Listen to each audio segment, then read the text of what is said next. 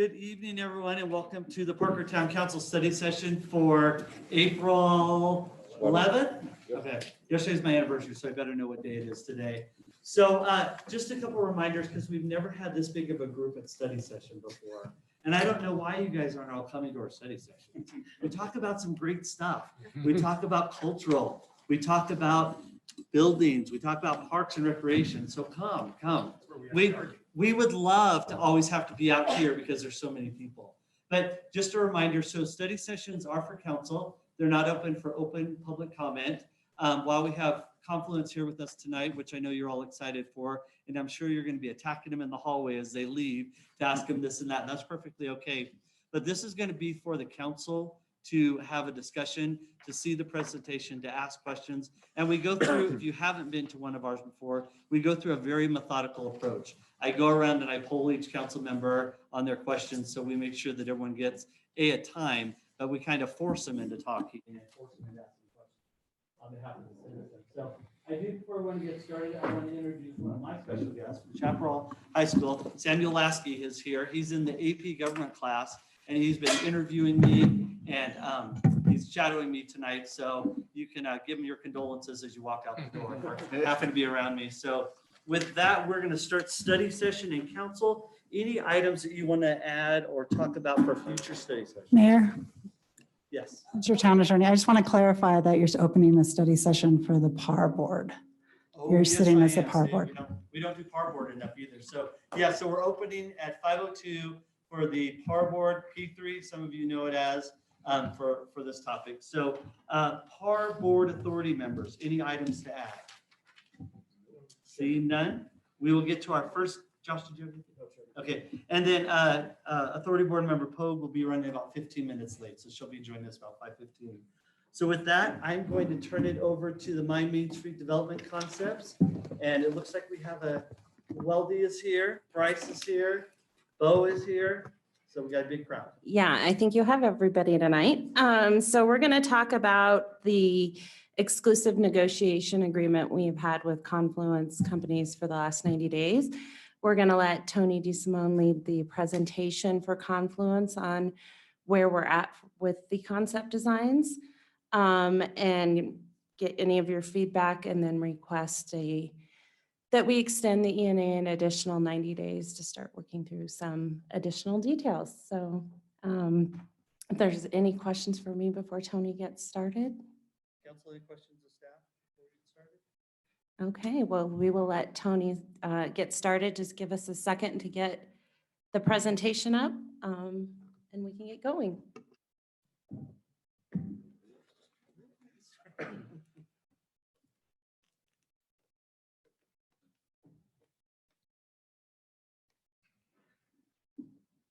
It's like sitting in the front row of the theater here. Yeah. I figured you didn't show up when I didn't get up there. All right. Good evening, everybody, and thank you, Aldi, and thank you, Town Council. Appreciate you taking the time. I know 90 days has gone by quickly, and I know there's been some anticipation of the things that we've been working on, and we're really excited about the opportunities and the possibilities here in Parker. First, I just want to thank Weldy, Bo, and the town staff for making time for us. We met almost weekly over that 90-day period, and in a very collaborative approach to try to find a great mixed-use conceptual master plan for downtown Parker. Also want to thank Town Council for your forward thinking. I think, putting this document together right here is really important, and it's really guided us through the process. You've done a great job getting the community's feedback site by site on the things you'd like to see here. We've tried to take this and really do the best we can to find those mix of uses. Everything we've done has been very strategic.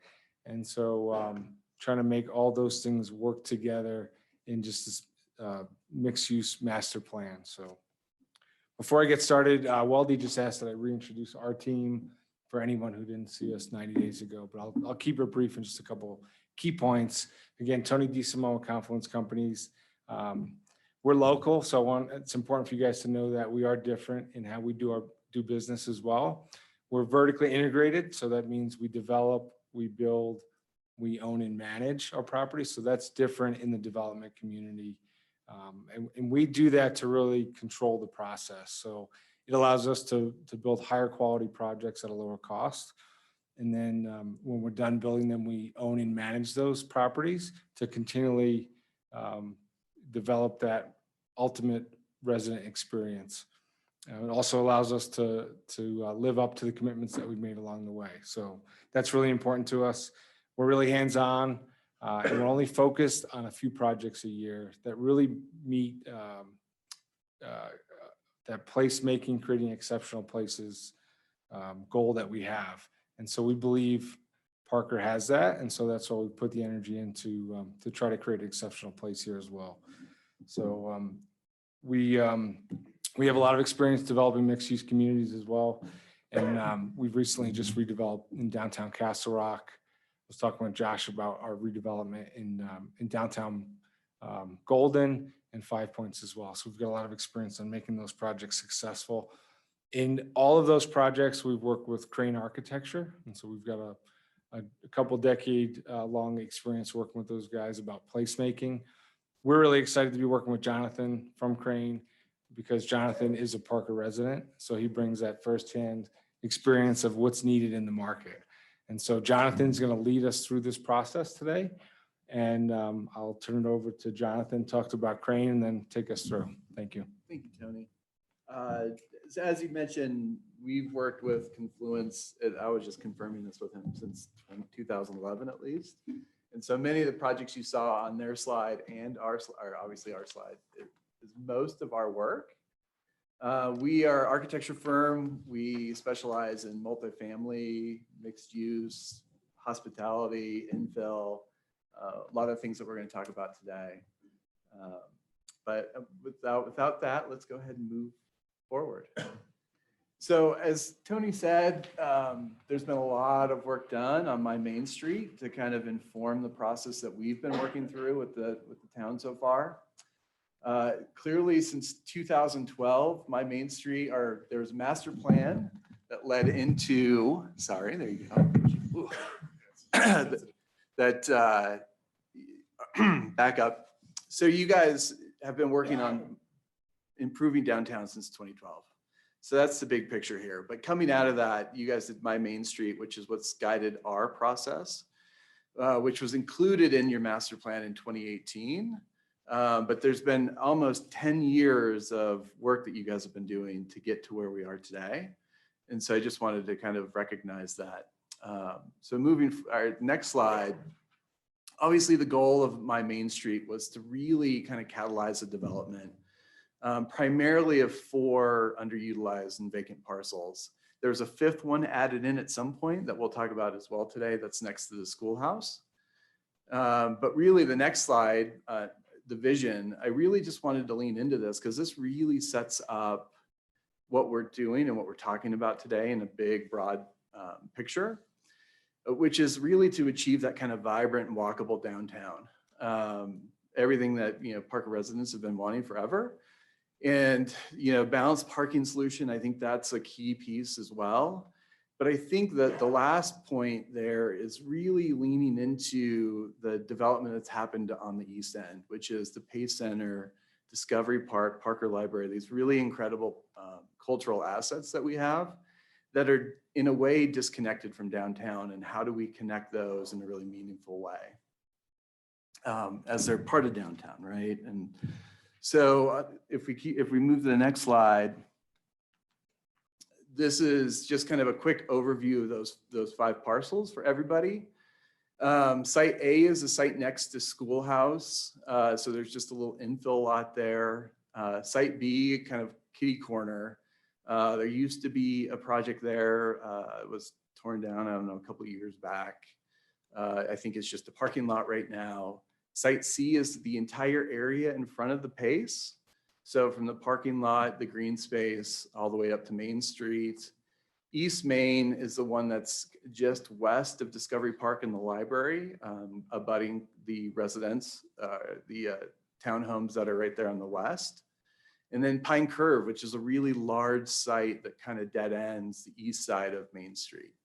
So we're going to walk through each one of these individually and then kind of zoom out at the end and talk about all of it. Oh, go ahead.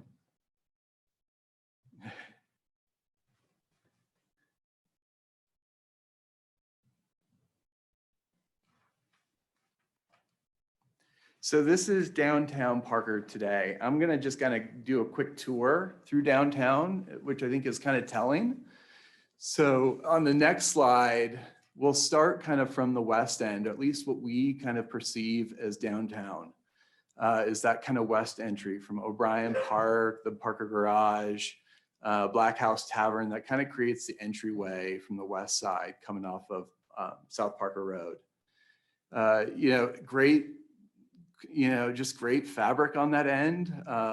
It's what we perceive, what the community perceives as downtown Parker.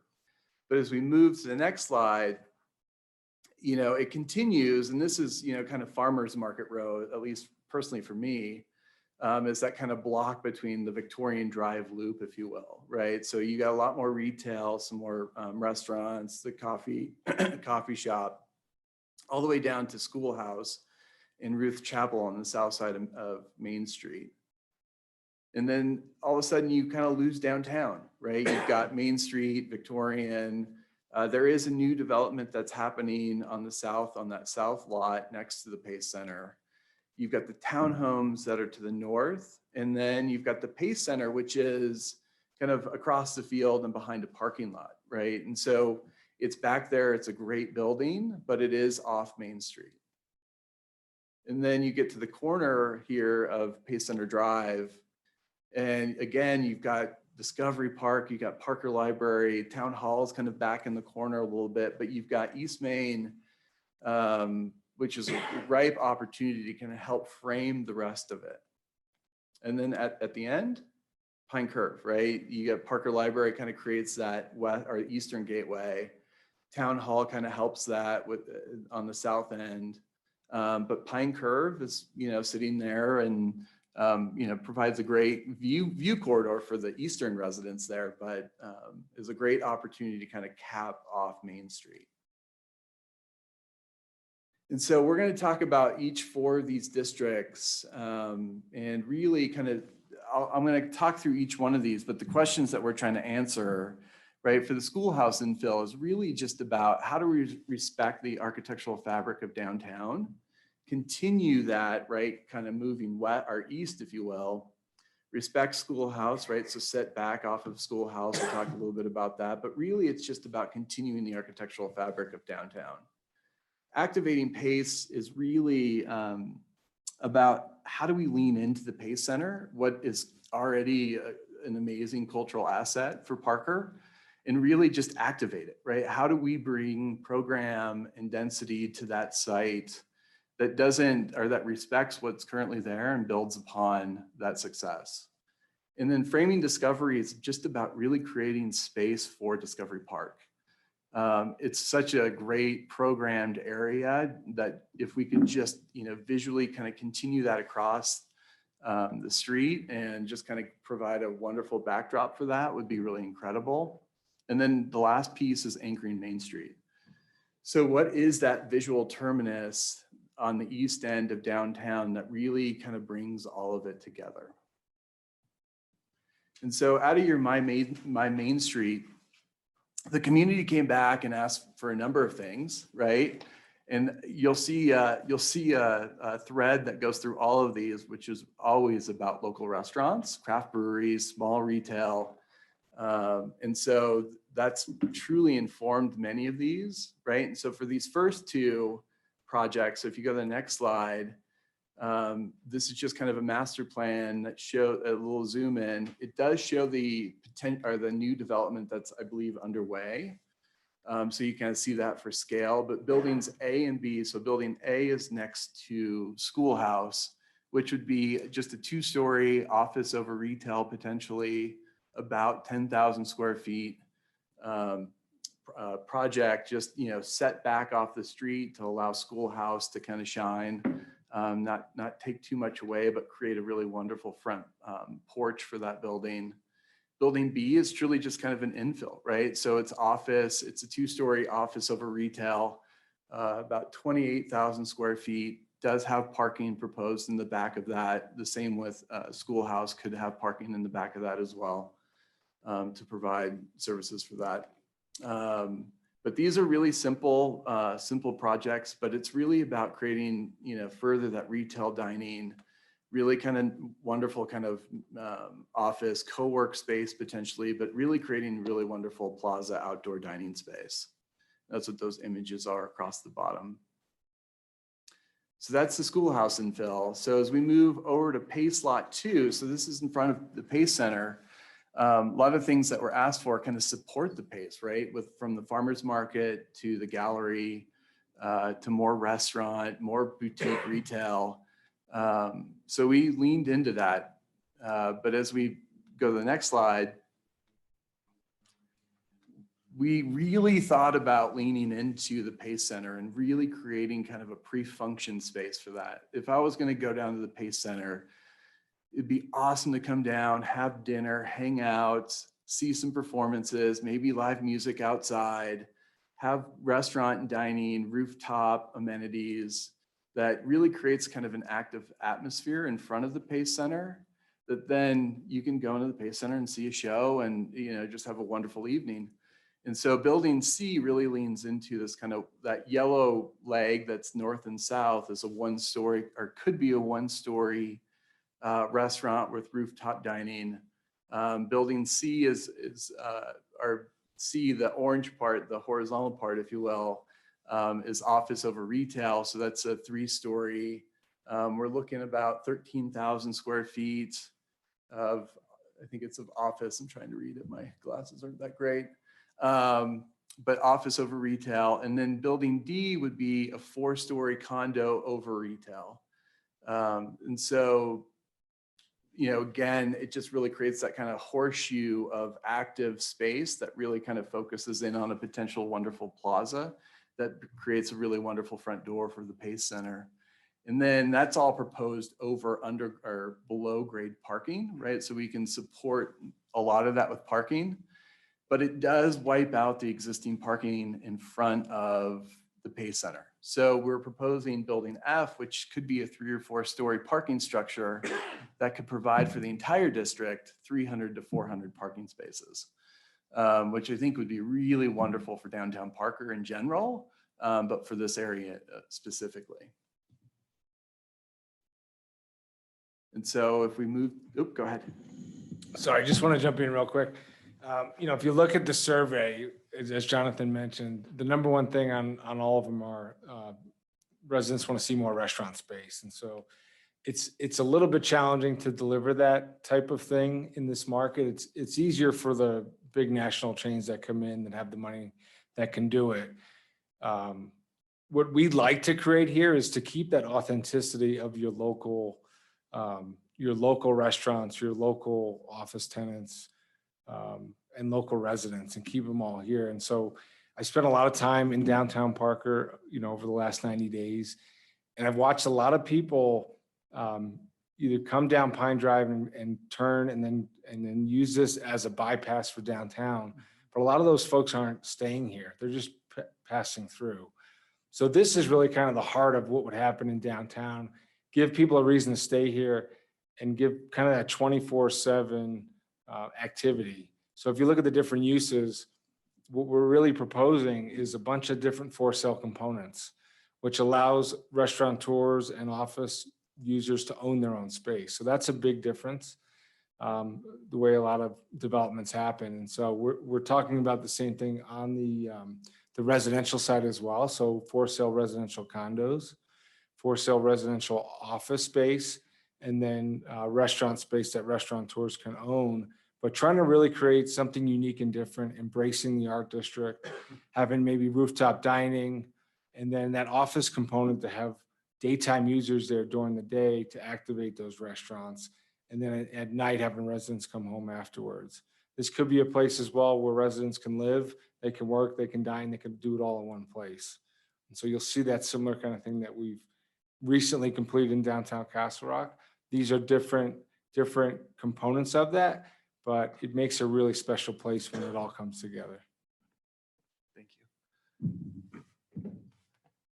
Now we're gonna jump across the street to the north parcel, or the East Main parcel. Again, you can see craft breweries, retail, art studios, restaurants popping up. But you do see a little bit more mixed use, both mixed use office and mixed use residential. And so as we jump to the next slide, this one is probably the most dense, at least at this point, which is, this is proposing a 4-story of apartments over retail to kind of frame the Discovery Park, right? It's pulled away from the residents to the west to provide a buffer, right? And we could have a nice landscape buffer between the residents there and this development. But it's really about, could we continue what Discovery Park is and extend that across the street and really create a wonderful active edge? The orange is really, is really about creating kind of that more pedestrian friendly streetscape, if you will. And it's really about framing all of it, right? There's just a great opportunity to kind of hone in what Discovery Park has been and kind of build upon that success, and the library. So this is proposing about 300 dwelling units. It's got another almost 20,000 square feet of retail potentially along the base of it. And it would, the idea is that this would self-park itself as well. And then last is Pine Curve. This is, this is the largest site of all of them. You can see the needs of the community change a little bit here. Obviously, getting a Whole Foods or Trader Joe's, unfortunately, that's going north of Parker.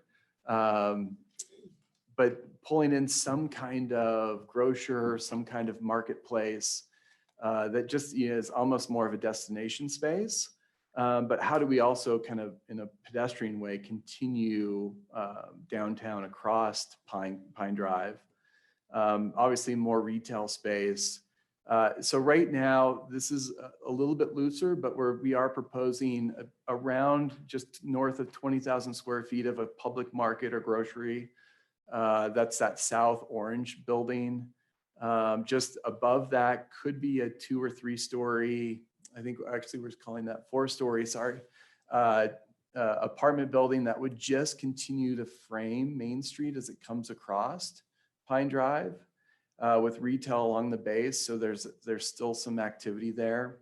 The node, or at least the visual end terminus, could be kind of some kind of art, park, play area. So, the downtown structures, art installations, I should say, in front of the library and elsewhere, could we bring that kind of same thing across in the Pine Drive or Pine Curve?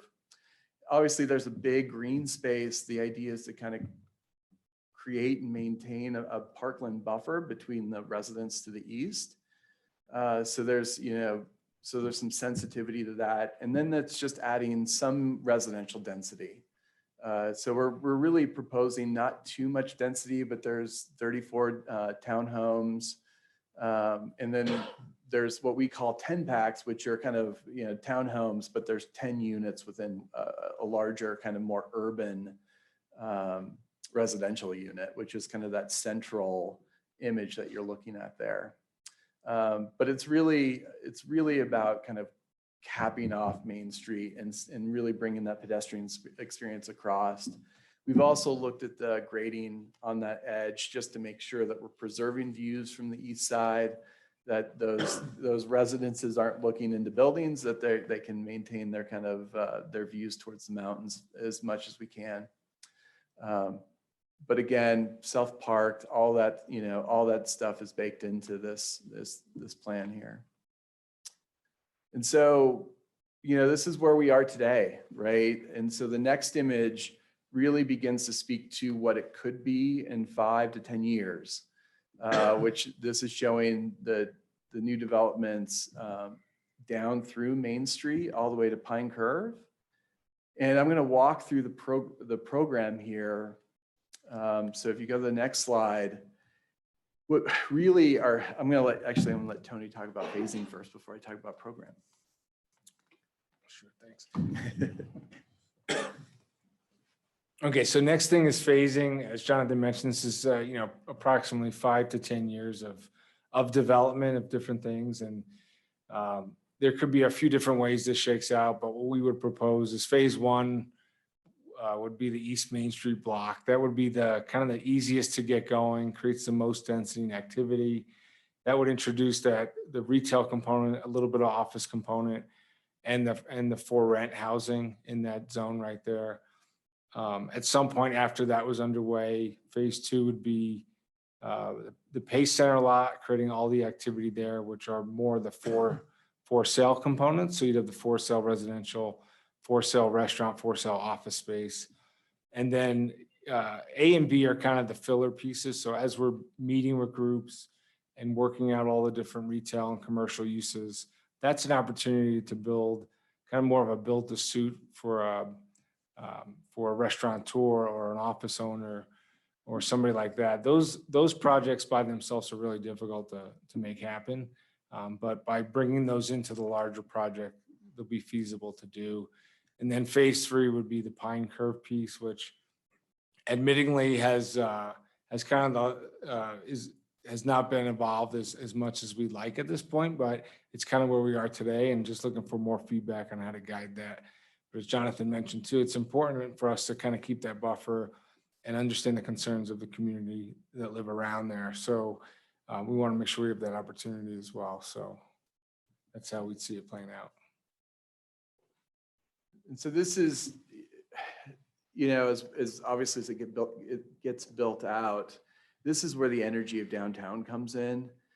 And this is, some of this is real restaurants that exist today. And then this is obviously the proposed restaurants that could come. We're going to kind of layer it in, but really an active, vibrant downtown area is about a mix of uses, right? As Tony talked about earlier, having office components downtown creates an active downtown during the day. And then obviously having residents downtown creates an active downtown during the evening. And so how do you balance that, or how do you strike that balance? And so as we kind of walk through this is, the potential of restaurants, right? Where do restaurants begin to land? The next one is retail, and how retail begins to kind of come into the picture and begins to support everybody. And then the next one is, you guys already have the cultural amenities. Those you don't have to go out and look for. That's the incredible piece about all of this, is that we've got something to lean into. And so those are already there. And then obviously the civic components, even the firehouse station is there, but town hall, and then office space, right? As I talked about, right? There's some office space, but you can begin to see some of the other buildings starting to turn purple of the new projects proposed. And then the last one is residential. Well, it's not the last one, but second to the last one is residential, right? And obviously this is surrounded by a lot of residential, but this is bringing that kind of downtown density, if you will. And this is the big piece that a lot of people forget about, is the park component, right? So the outside spaces that humans can, enjoy, Parker residents can enjoy, I should say. But this includes, the space in front of the Pine, or in front of the Pace Center, obviously Discovery Park, that edge. And, it's kind of anchored on both sides, from O'Brien Park to what could be the new Pine Curve Park. And then the last component is, once all of it's in place, it's all the activities there, right? And now all your Southeast residents, East residents, they have this wonderful now kind of walk into downtown. And so you can begin to think about kind of the activity that's coming and the energy that could be here in, as little as 5 years, which is not too far in the future. It could be really incredible. And so this is just the last slide, just showing kind of the new buildings that would be in orange compared to what is downtown. And I'll let Tony talk about what the next steps are. Yeah, thank you, Jonathan.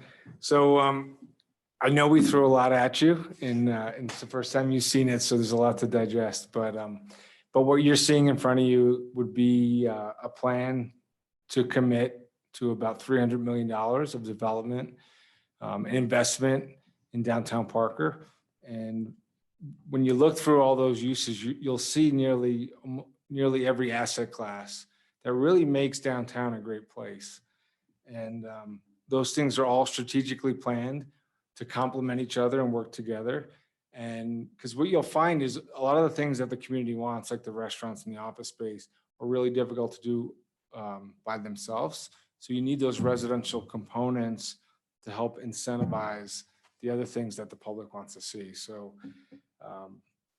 so really next steps for us is try to get council's buy-in on the concept and incorporate any feedback. And then the next thing, once we kind of have a buy-in on the concept, we'll look at the financeability of the project and see if there's any project gaps. And then the last thing is really trying to lay out a predictable process to making a project happen. So with that, we'll leave it for your questions. Be careful what you're asking for.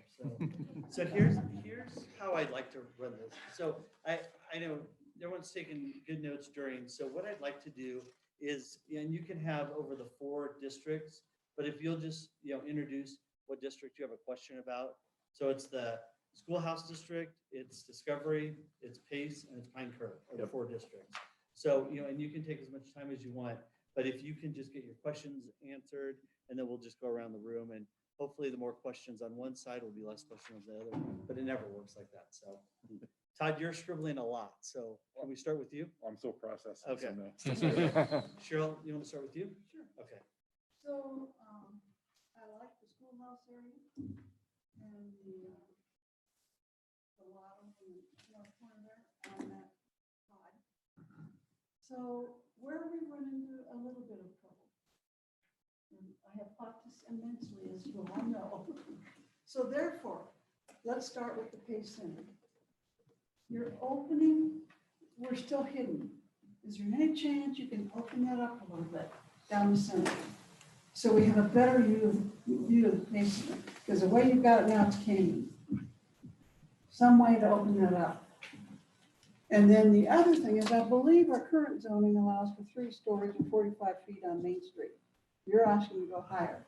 I would be opposed to that. Correct me if I'm wrong, and if it's okay if I answer the question. Absolutely. Bryce, I believe it's 4 stories or 60 feet. 60 feet. Are you sure? I'm positive. So I think what we're asking for is to stay within that height limit of 60 feet. What happens when you do residential buildings, the floor-to-floor areas are generally smaller than commercial buildings, so it allows you to get that additional floor in. So we wouldn't be asking for more height. Okay. Now, still on that location, one of the things I've talked to a number of residents about is you've got that center area. I would really like to suggest like a bronze historic park. What is Parker about? Just the thought process. Picnic shelter, places to sit or whatever. But let's bring the history into this.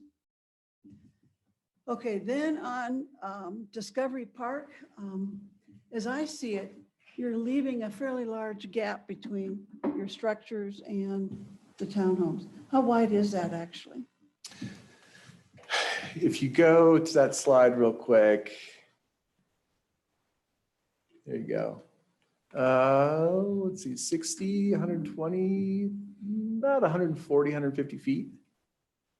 Okay, so it's pretty good. Yeah. All right. Then on to Pine Curve. Now, I've gone to war on this one many times.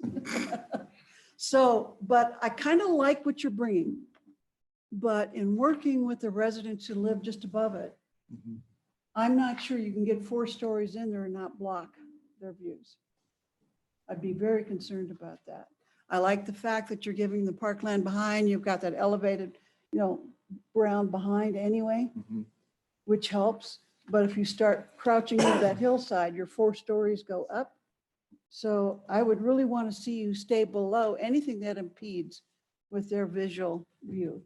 And I like the fact that you're not trying to cram too many residential units in there, but how many are you planning? What's the total? Let's see, I'm trying to read it from a distance here. Let me read it a little closer. 70 plus 30. I think, yeah. 154, 164. Yeah, And that's quite a few yeah. adding to that curve. Can you make them higher end and charge a little more and do fewer? I think there's a market for it. Tony, I think you nodded your head yes. Yeah, I think so too. And as I mentioned, I think we have some work to do here still. But I certainly appreciate the concerns. We have the same concerns as you do with height. And I know we've done some studies on where those homes sit in relation to the road. We try to keep the higher density stuff towards Pine Curve and the busier street, and then kind of transition to more park-like setting to create that buffer, understanding the concern within the community. So And the other thing on Pine Curve, going through some of Castle Rock's newer stuff, they have entrances on both sides of a building. So it's like a two-sided structure, but it's not just a wall of, delivery on one side. If it can be more incorporated, so there's actual business sides to both, would make it a lot more appealing. Yeah, so on the Pace one, it's definitely a front and back faced building. We'd absolutely want to engage both sides on that one. Well, and I think on Pine Curve, your one facing Pine Curve, Mhm. right up against Pine Curve, should also be in that Yep. format. That's all I have. Thank you. okay, thank you. If you say. I'm in shock. Are we agreeing No, again? hold on.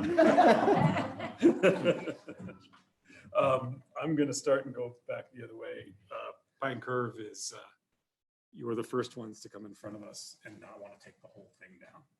And it's amazing. The buffers is well done. Obviously it's a loose rendering, and I fully understand that and whatever, but it's just nice and refreshing to see that we don't need to fill every square inch with horizontal mixed use, and truly acknowledge that that's what I think would have liked to see many years ago, back when Kroger was interested. I mean, it's well done. Moving on towards, we'll go to Discovery Park again, putting the parking lot behind, creating a buffer. I'm going to say this because John and I, we pushed a previous developer that was down looking, and why not have retail face the park? That developer couldn't grasp that and came back and ended up not building there because they could not grasp that. So again, well done.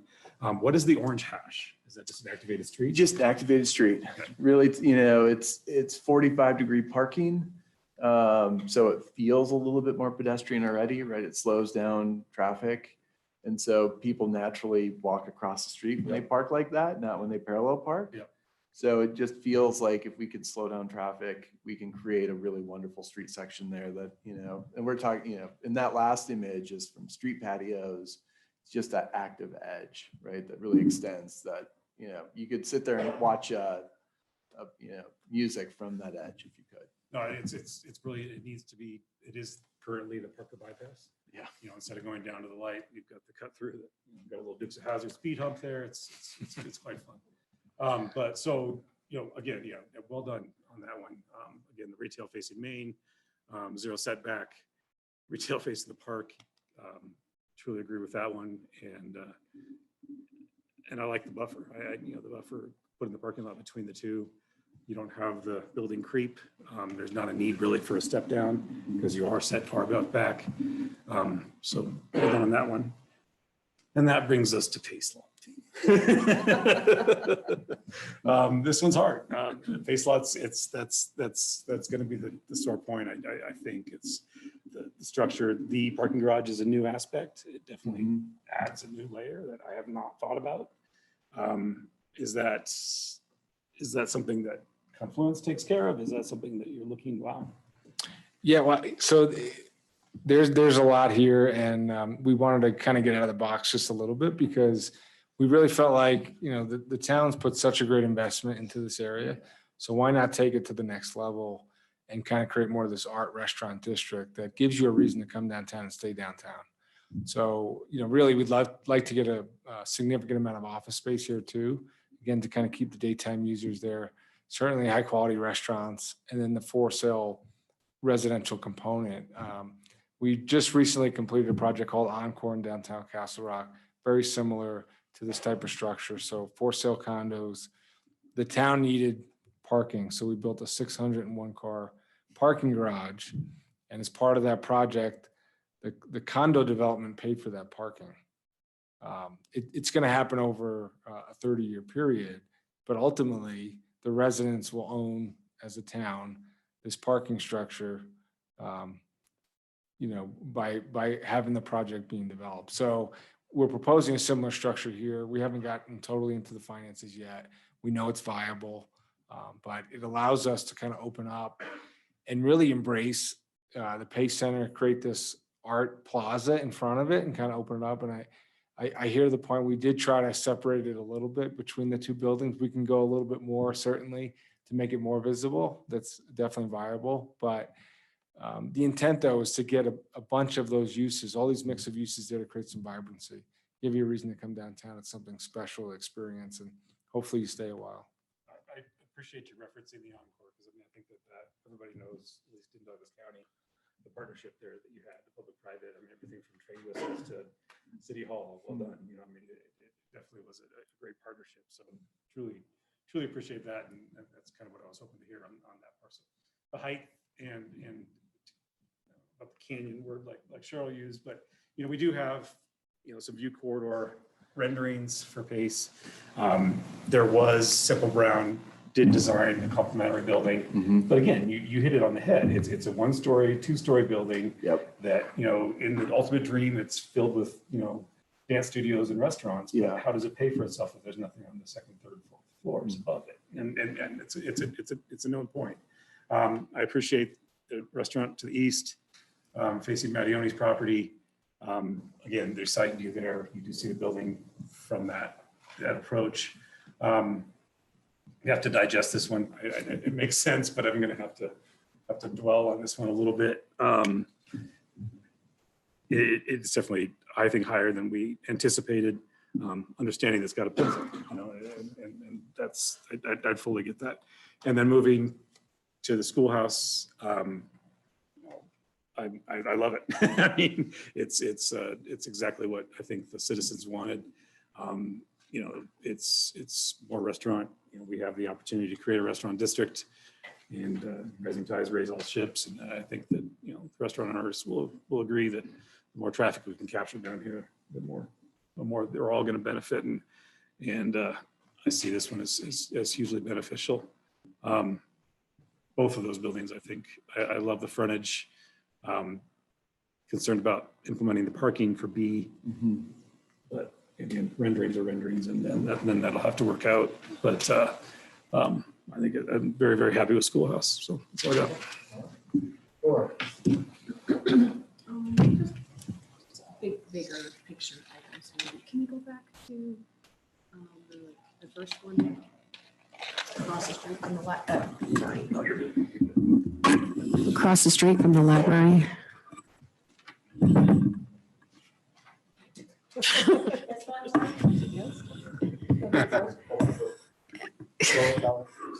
Yeah. So maybe some bigger picture items for the residents of Parker. What's the availability and opportunity to build in shaded structures, places for people to sit, a walking path through this area? Is there any opportunity for that? On this one, yeah. You want to talk about Riverwalk? What you guys did there? Yeah, we certainly can. I'm just trying to look at the visual and understand the different areas. In the bigger picture concept, we're trying to focus, I guess, people to walk along Main Street, and then across, obviously, from the park, and create that as that's an opportunity today. That's there, is to really activate the park with, as Josh mentioned, with some retail to get some cross movement there. I guess there's certainly an opportunity to create shade structures and areas to gather within that. I think that's definitely an opportunity. If you look at Riverwalk in those images there, those are some of the things that we did as part of the restaurant space where Great Divide is. And then that access is down to the park. Do you think there's a need to traverse through, I guess, through the site itself? Is that what you were referencing or just? No, just in general terms. I think the general point is you're trying to create community and activity for the residents. You're trying to create a space where they want to come, they want to relax. But if they have a little bit of a public space to have a shaded structure or a place to sit down without actually having to go into a restaurant on the one in front of the Pace Center and one over there, then you're going to get more traffic. You're going to get people considering that, right? So you think about downtown Festival Park in Castle Rock. Mhm. And one of the big drivers in Castle Rock is Festival Park. People bring their kids to the park, Mhm. but then, oh, now we need to go for ice cream. And let's take our ice cream and go sit in a public area outside. So I'm just thinking of the sense of community that Parker residents overall want, that we have with O'Brien Park right now. They like that. They like bringing their lunch into those areas. I don't know if that's possible. I was just trying to add that in. No, I appreciate that. I think there certainly is an opportunity. If you look north on the plan, there's a fairly significant green space. And some of that is because the way the power lines come through the site, which kind of prevents you from building a building there, which does create a great opportunity though to create some public space or park-like setting that you can engage that. So I think that that's a good point. Again, a big picture thought process here. And then you did mention at the beginning, and I just wanted to go over the reasons why, if I can, the top 3 reasons why. You said it was difficult to do restaurants and office space by itself. And so I just would like you to elaborate a little bit more on, give me the top three reasons why that is difficult to do by itself and why we may need the apartments and the places for folks to live. Sure.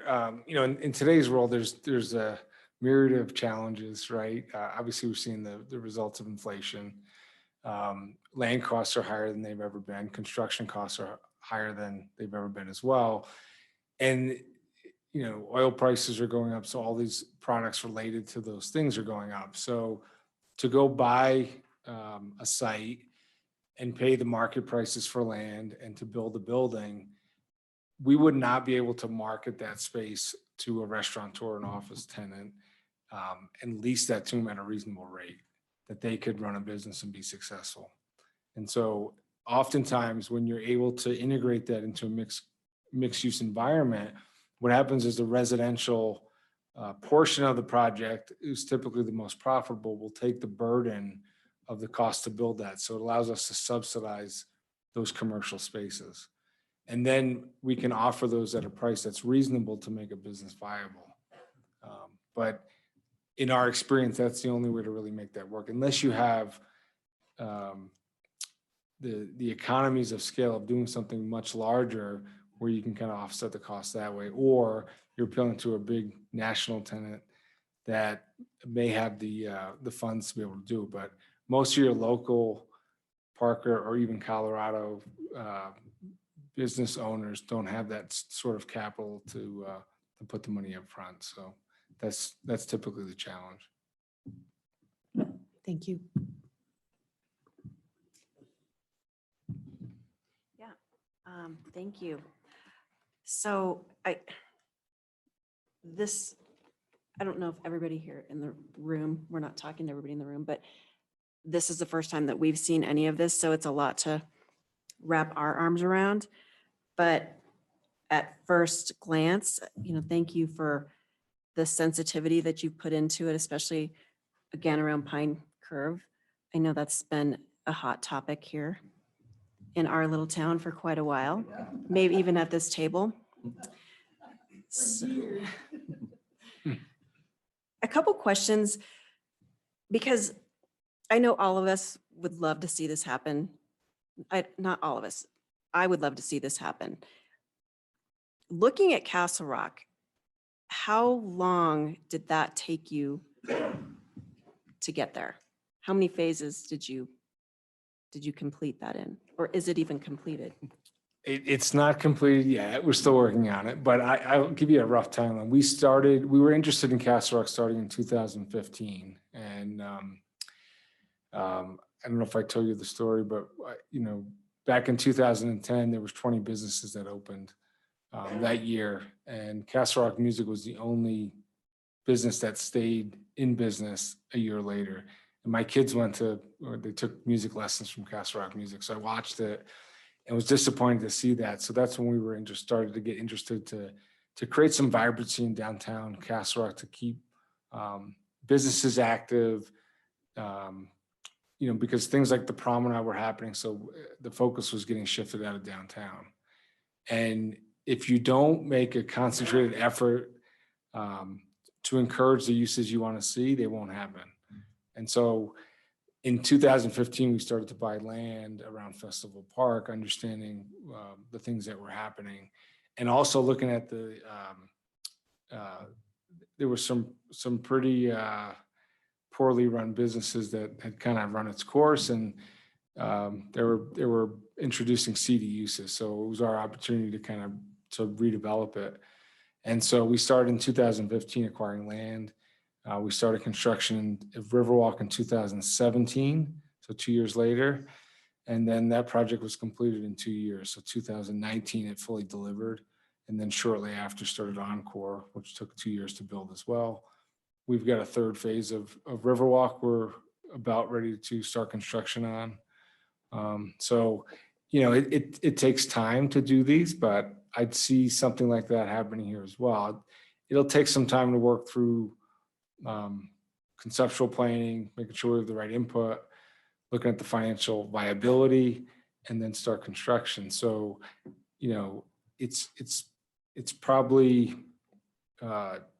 1 to 2 years to get started, and then it's a 5 to 7 year process to build it out if you can get it all financially viable. So. Do you know what the occupancy rate is right now? I'm sure you do, right off the top of your. Well, yeah, we do. I mean, it's Prepared for that. it's historically low. I mean, the challenge right now is how do you deliver housing units to meet the market demand? And because of all these, cost issues that we're dealing with, it's very difficult to deliver affordable housing or attainable housing. But having some density like this allows you to do that too. So, but yeah, we're at historic low vacancies right now.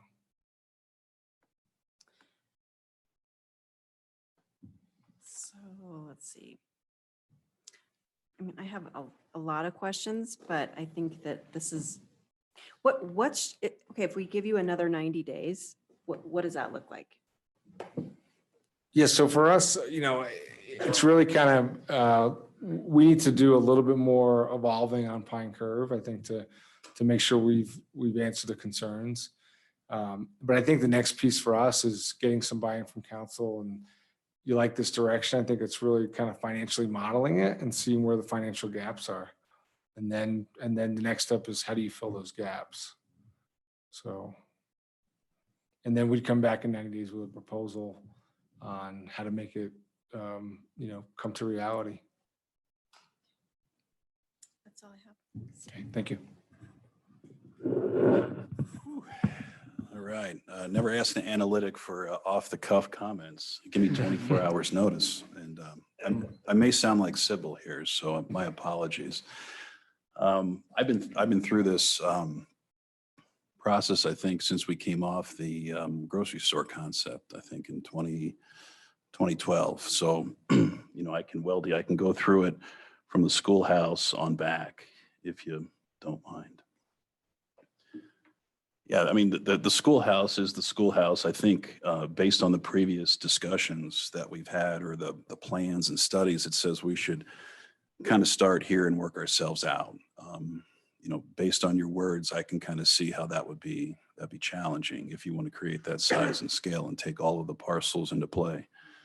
But, as Josh indicated, I think, I don't know what more you can do with these two lots, quite honestly. So I don't think I can articulate anything negative or anything that really hasn't been discussed. I mean, I think the plaza space on the right kind of feels sort of like what people want and desire. I mean, the food hall concept, I saw a comment there.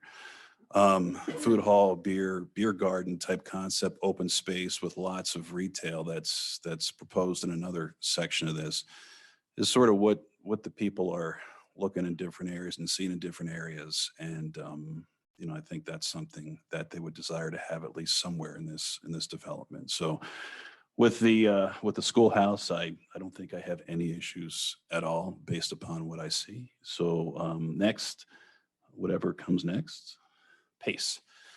I think the last time we left pace, we were trying to protect the parking for the citizens. I think there was a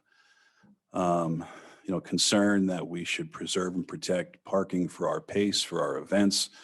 Quite honestly, I expected maybe something on the outer developable edge with the preservation of the parking lot. So, with that, I'll take a step back and address kind of what I see. Looking at the proposal and the concept just on its face, especially with that common space area that, we could use as that beer garden, as that open space, which, if we can have things worked out, can be very communal and have all those restaurants utilize that and create that sense of place, sense of community that I think people are really desiring to have. My initial thoughts looking at this comment was the parking, and I still have questions on the parking, even though I see a parking structure. I won't duck because I think I see John Fusa back there. He's probably trying to say, don't worry about the parking, John, just focus on the high level stuff. So, and Bryce and Weldy. Hey, you're asking me for opinions here in short order. I'm trying to give you what's coming to mind here. But, so on its face, without the parking concerns, I mean, I think that communal space is something that is very desirable. Did not see that coming. In fact, I thought this type of concept was sort of what we have collectively talked about over on Pine Curve, quite honestly. Having a communal space, European type of deal where you have the multi-use retail on the ground floor and residential office up on the top. It seemed like that's sort of what we were moving toward, or that's what we were hearing from citizens over the years. But to kind of bring it down to pace is something interesting. And, to me, the other comment would be the facilities plan. I know we have something coming, Jim, in terms of having, pace expansion with seeing the parking structure where it's at. I would just want to make sure that we can do what we can to make it work. We're not stepping on each other's toes. Also the scale of the parking too. I understand the uses if we have office or residential there. I'm a real big advocate for sale downtown. I think that's something that's desirous of people that have come to me. We do have town and country. We do have the row homes, townhomes, whatever you want to call them. But people are looking for something different, something more modern. So I think that's a benefit. But to me, to just make sure that we have parking for our events, in addition to whatever else we're putting on. So stepping out of the box a bit, that would be my only thoughts on this thing is that if you can park it, as I'm moving and shaking here, so I don't get John Fusa's laser eyes on me. If we can take care of parking, and I think what you have in terms of that area is in front of Pace is good. Sight lines are important. I still need to get over burying the Pace Center in back of density and back of number of stories, quite honestly. Next.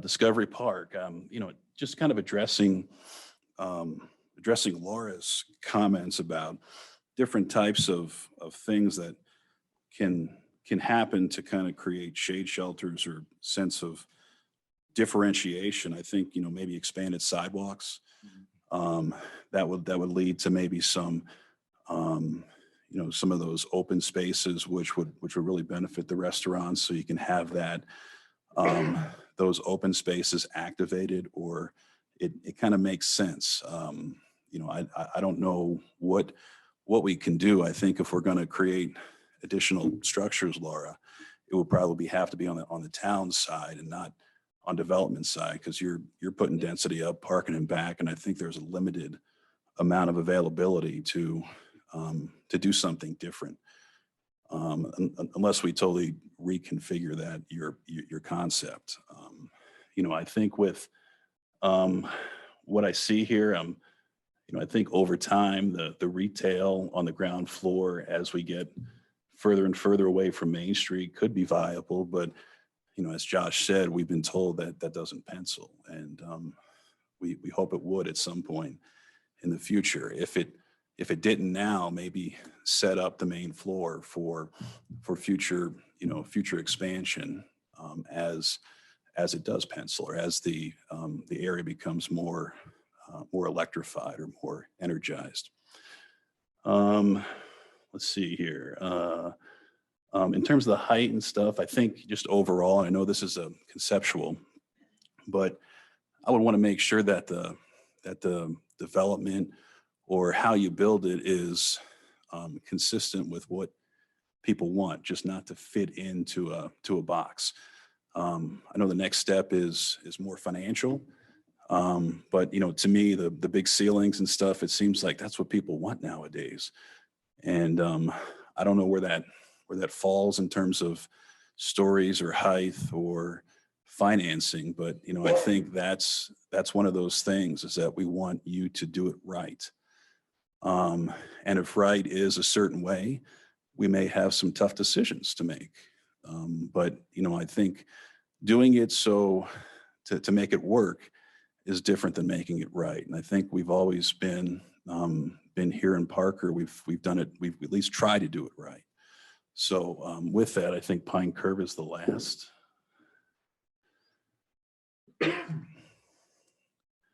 Yeah, I think this. I think you're on the right track. The buffer, the sight lines, I think in the past, those have been sensitive issues. It's good to see and hear that you've been interested in trying to at least think about that at this early stage. To me, I think it's just more of in the past, it's been how do we get something across Pine with a busy corridor to be a part of Main Street.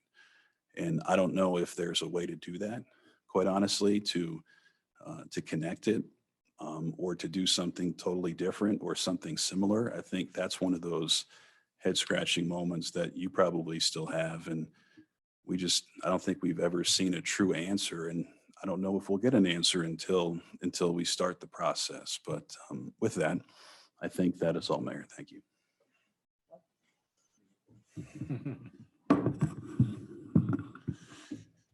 I might ramble, so warning. Wally, can you go to the schoolhouse section first? Before I go into that, I was just curious, have you thought about, or some citizens have brought up, and even myself, I'm curious about like entertainment options, like say a 2-screen movie theater, or something, attractions to bring people downtown other than what you've shown here.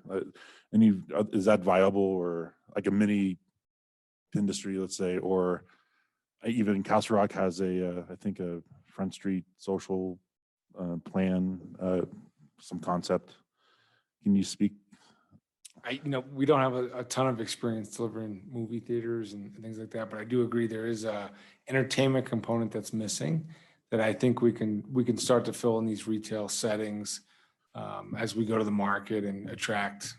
We've got a pretty good track record of attracting high quality retail components, and so I think as long as we know that's a desire within the community, we'll target that and we'll go for it and see how we make it happen.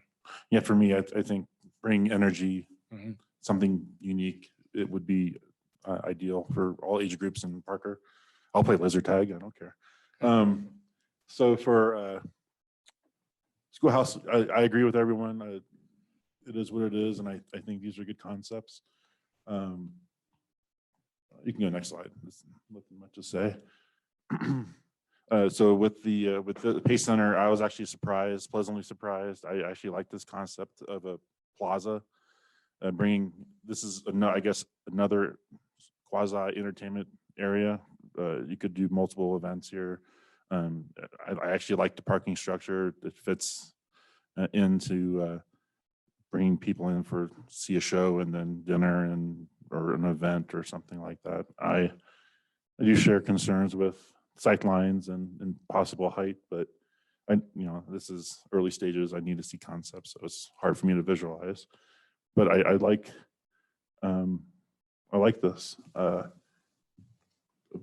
The parking structure. Do you know offhand how many net gained parking spaces would be in this area compared to today? I think I'm going to get the number wrong, but I think there's 187. Maybe there's a few more out there in that parking lot. 186. So one off. Yeah. Yeah. So it's, and then obviously it really becomes a height issue, and there's a service component to the Pace Center. So there's a number of things that we need to balance there, and understanding that there might be some expansion. Obviously we have to look at all of that, but the idea is, how many spaces would we need to support that district? I think there's a parking, you guys have already done a parking study, but along with this, what's going on with the new development next door, even East Main and that retail, like really supporting that entire district and understanding, but we could easily, like he talked about a 600 down in Castle Rock, right? Like, I'm not saying it's that big, but maybe, if we need to push it, we can always, push Okay. it. But overall, I really like this. It surprised me, but it pleasantly so. Next slide, Waldy. I'll agree with Laura and John. I think this is another entertainment gathering spot, so more of a community feel. Might be limited to what's there as far as availability, but we have concerts in the summer, ice ribbon in the winter, and depending on what kind of retail, that could become a real active spot, including with the library. I don't know if I have any other general questions or comments, but site specific, I agree with Josh as well. Retail on Main Street and retail facing the park, it makes sense, and hopefully will also create activity. You can go Pine Curve now. Well, again, thank you for the buffer idea. I know that was a contentious part in the past, but well thought out. I like the mixed use townhomes and grocery store. I guess comment on the grocery store. Be careful. Well, I'll say be careful. If it's a generic grocery store chain, that won't cause an issue in my mind, because everyone that drives that road will just go there. But if it's something hot, that might create or that will create excess traffic and make it a true destination, which could be a problem. But that's just a comment. Some general questions or comments, I should say. I would prefer to see a little more for sale product. I agree with John on that. Again, I know we need to go into finances and whatnot, but just an overall comment. As many rooftops and patios as you can put in downtown, please. I know there's the population would love that. They love their patios, be outdoors, and rooftops. We're lacking that a little bit, so that would be welcome.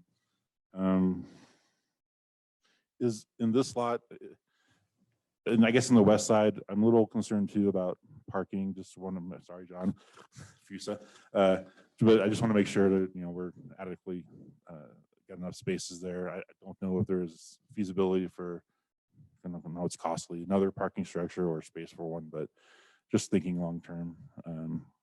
That's just like a comment of mine. I think overall though, great proposal. I like the concepts and what the thought you put into it. I'm good. Mayor, I'm curious if you have any opinions on this. I think we're gonna take another trip around. Okay. Thank you. I have a couple of questions. Can you go back to the pace slide, please? So you've got a circle to the top right. What's that for? What are you planning? So nothing planned there currently there, but I do think the town has an opportunity in that area. It's just sitting there. It's, if you look at the entire Main Street with all of this development in, that's the last tooth, the last opportunity, that and the old town hall building. So there, I think there is an opportunity in the future. This, when we originally did this, it's a green space, so it's something to look into. But I do think that there is opportunity to add, I think, as you guys move forward and think about what's there. Well, if that is open or unplanned at this point, move one of your buildings over and create that wider view corridor. The other thing is you've got a white space on your block with D. What is that for? Is that parking? Yeah, so it's a tough diagram to read, and I apologize for that. So orange is kind of retail space or potential retail space. Yellow is a potential restaurant space. The white space is where the condo, either condo amenity could come down to the ground, so it still looks like storefront. And it's also the entrance into the underground garage. So there's some space left over for how you would get into the underground garage.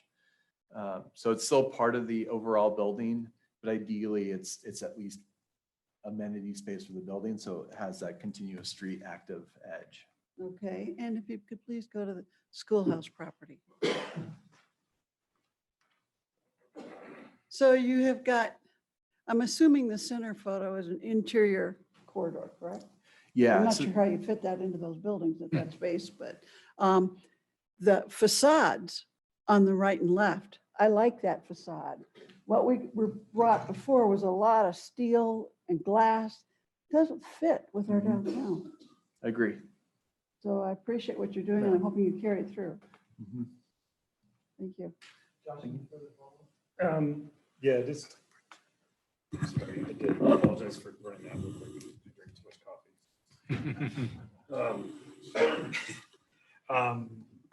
Power lines.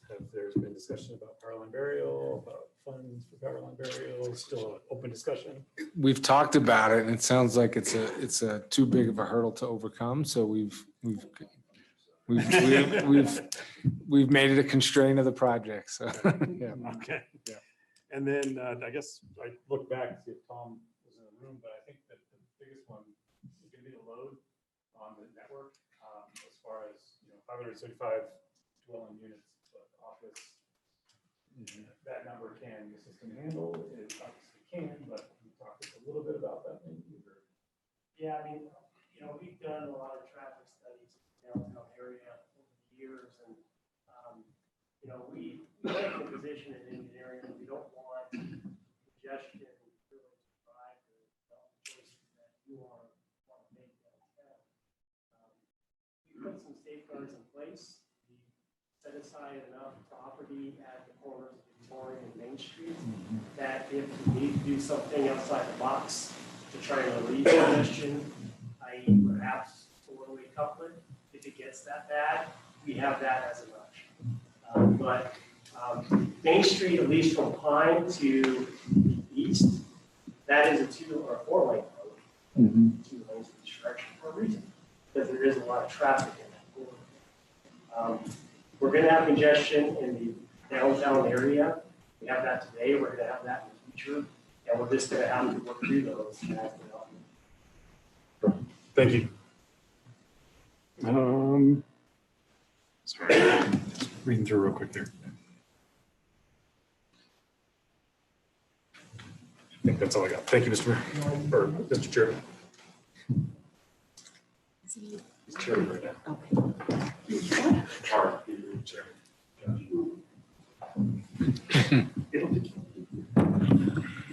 Okay, I just want to, I'm stuck on this beautification issue. I just want to make sure that where we have the ability, I just want to reiterate, shaded areas, waterfalls, fire pits, areas to sit, areas to walk, and art. Where we can add art. Again, this is an aesthetically pleasing downtown is going to attract your customers. And so also a unique park area on Pine Curve as well. Something that would not compete with the O'Brien Park. Again, on Gartrell Road in Aurora, they have an incredible toddler handicap music park that's very, very unique. But I wouldn't want that park to compete with O'Brien Park. So we have to have that different. So again, shaded areas, waterfalls, fire pits, areas to sit, art where you can, a unique walking area, and a unique park. Thank you. Just a couple more comments. So again, I love how that you are trying to create a destination. And how many, if I missed this, I apologize, but how many for sale components in your just initial stab at this were there? 100 condos. There's various, But it well, could be, yeah, there could be more. I think that's just the start. So if you look at just the Pace Center specifically, that would be potentially 100 for sale residential condos. And then most of that commercial space would be for sale as well. And I think there's obviously, there's an opportunity on Pine Curve to make a lot of that for sale as well. I think it's just going through, again, the economics and figuring that out. But what we're trying to do is just offer a variety of uses so we're not competing with ourselves, and you have all these complementary things because there's a market for each, right? So we don't want to make it all one thing and then you have a hard time filling it. So we're thoughtfully going through each of those uses and trying to make sure that there's for sale components of everything. And I also I liked the idea of the condos paying for the parking structure. But then what Josh was talking about as far as, or was that John, with the facilities, I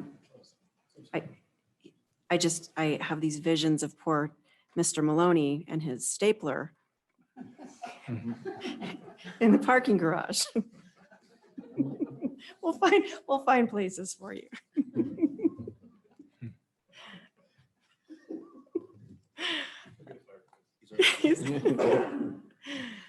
But to Laura's point, any opportunity to weave art throughout all of this, I'm definitely for that. But as far as having a park compete with O'Brien, I don't think that that's going to be an issue. I think O'Brien is its own. I think any park we can put anywhere, even if it's got a different theme. I think that's a great idea. That's all I have. Thank you. Great job.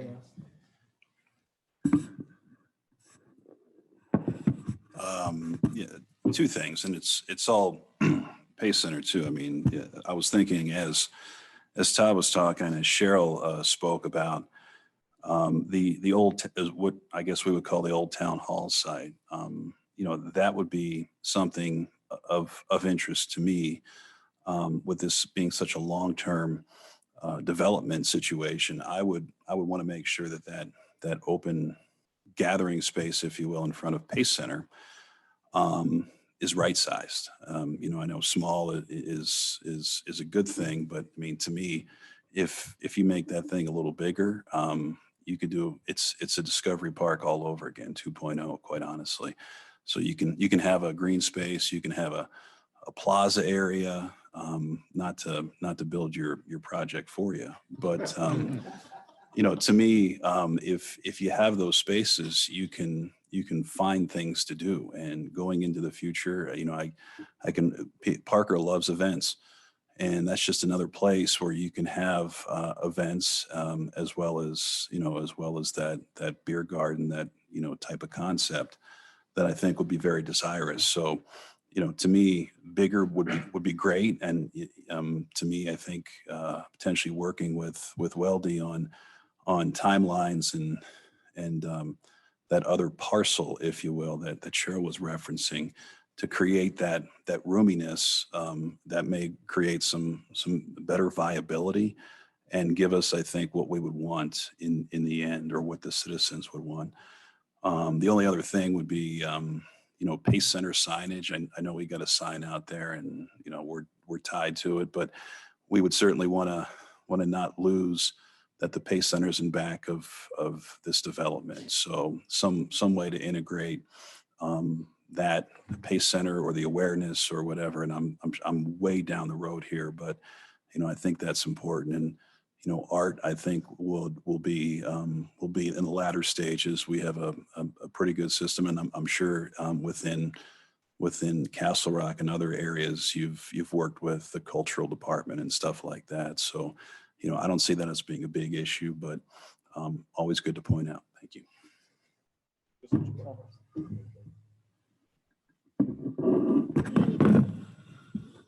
Just a two-part question, just in your guys' experiences going through this process, what's some of the biggest opportunities you see for Parker downtown, this proposal, and also what's your biggest concerns or fears going into this? You know, there's a lot of opportunities. So we're excited about, you know, all the things that something like this can provide. When you start looking at the dollar amount invested, when you start thinking about the tax generation that does for the town itself, once everything gets built and is vibrant, the numbers will be off the charts if we can, you know, develop this plan. So from an economic perspective, it's a huge economic driver. And it's not only going to help all the businesses that go in here, but all the adjacent businesses that are already in place, because I forgot who mentioned it. You want a restaurant district, so when you come down and all the restaurants are packed, you go to the next one, right? So it helps everybody. And you're seeing that right now in downtown Castle Rock. We've brought 5 new restaurants with the projects that we've done, and it's really difficult to get into a restaurant. You know, it's not just the Friday night anymore. It's 7 days a week. So that's really what we're trying to create here, is 7-day-a-week activity. You know, and I think Pace specifically, I think what we're proposing here will really enhance that facility and the investment that Parker has in it. So that could be an opportunity too to generate, you know, more nights and more activities at the Pace Center. So I think the opportunities are really endless, to be honest with you. I mean, I think it's going to allow Parker business owners to own their own space, that can improve their space. It allow, you know, Parker residents to live downtown, have walkability. So for the concerns for traffic, it actually, when you do this kind of density, it reduces traffic, because you park one time and then you spend your day walking around. So it creates something unique that you currently don't have in the market. And so that's what we're most excited about, is the placemaking piece of it.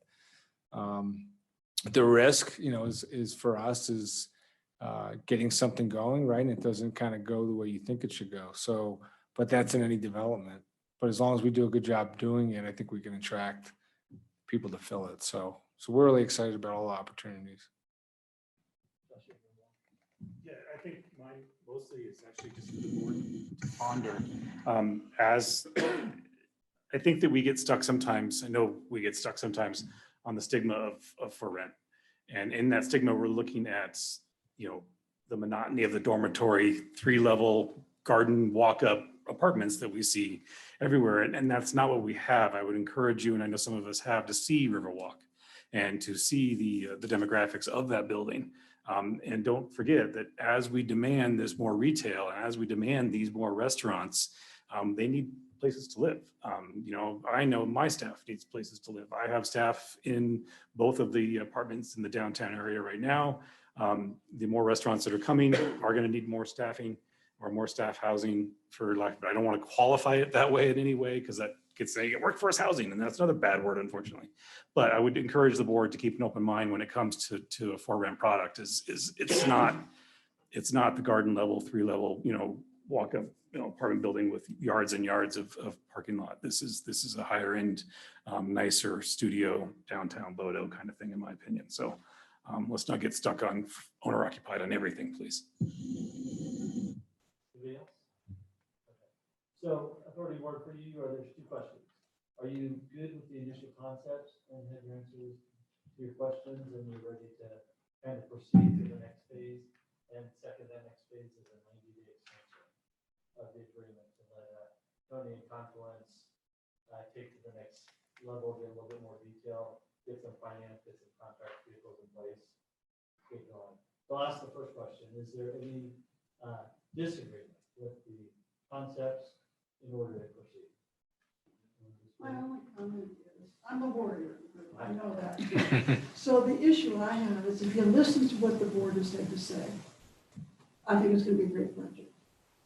I don't want to have to go to war again, thank you. Anybody else?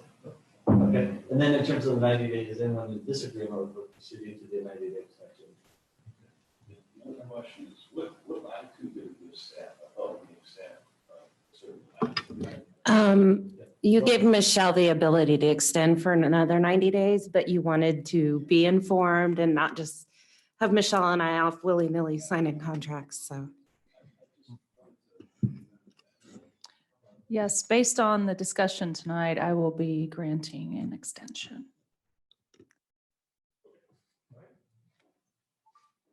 Thank you all for your